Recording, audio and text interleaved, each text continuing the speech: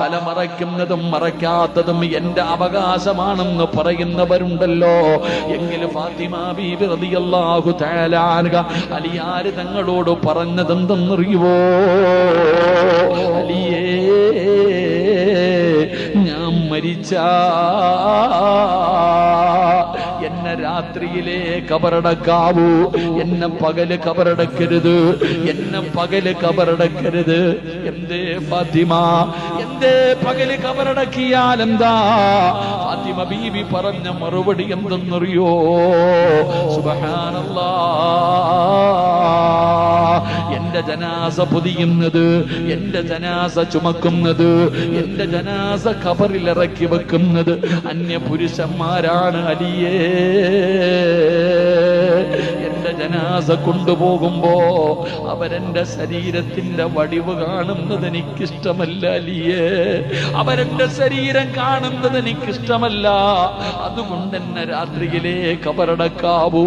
ജനാസ കൊണ്ടുപോകുന്ന സമയത്ത് പോലും, ഖബറിലിറക്കുന്ന സമയത്ത് പോലും ഒരാളും എന്റെ ശരീരത്തിന്റെ വടിവ് കാണുന്നത് എനിക്കിഷ്ടമല്ല അലിയേ.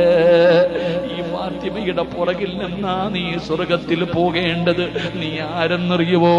വളാഞ്ചേരിയിലെ കടയിൽ പോയിട്ട് ഫർദ ഇട്ട് നോക്കിയിട്ട് വാങ്ങുന്നവളാ. നീ ഫർദ ഇട്ട് നോക്കിയിട്ടാണ് വാങ്ങുന്നത്. ആ ഫർദ മേടിച്ചു കൊണ്ടുവന്ന് വീട്ടിൽ കൊണ്ടുവന്നിട്ട് രണ്ടാമത് സ്റ്റിച്ച് ചെയ്യുന്നില്ലേ പെങ്ങളെ? ഇറുക്കമുള്ളതാകാൻ, നിന്റെ ശരീരം കാണാൻ നല്ല ഇറുക്കമുള്ളതാക്കാൻ രണ്ടാമത് സ്റ്റിച്ചിട്ടിട്ട് നടക്കുന്ന പെണ്ണുങ്ങളുണ്ടല്ലോ. തലമറയ്ക്കാൻ നിനക്കും മടിയാണ്, ഇന്ന് തലമറയ്ക്കാൻ നിനക്കും മടിയാ. പ്രായമുള്ള ഉമ്മമാര് പോലും ഇന്ന് തലമറയ്ക്കാത്ത കാലവാ. അത് സ്വാതന്ത്ര്യമാണെന്ന് പറയുന്ന പെങ്ങളെ, അത് കണ്ടിട്ട് തിരുത്തി കൊടുക്കാത്ത ഭർത്താക്കന്മാരുണ്ടല്ലോ. ഇന്ന് ഫർദയിട്ട പെണ്ണ്, ഇന്ന് തലയിൽ തുണിയിടുന്നതൊരു ഫാഷനായടോ. ഇന്ന് പെണ്ണ് തലയിലല്ല ഷാളിടുന്നത്. ഇന്ന് കാണിക്കുന്ന പേക്കൂത്തുകൾ വല്ലാത്ത സങ്കടം തോന്നുന്ന കാലവാ.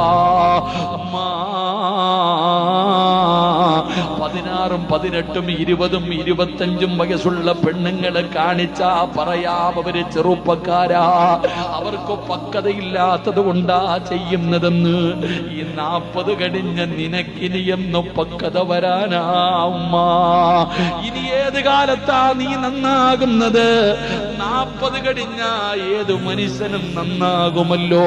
പക്ഷേ ഇന്നത്തെ ഉമ്മമാർക്കത് മാറ്റമില്ലല്ലോ.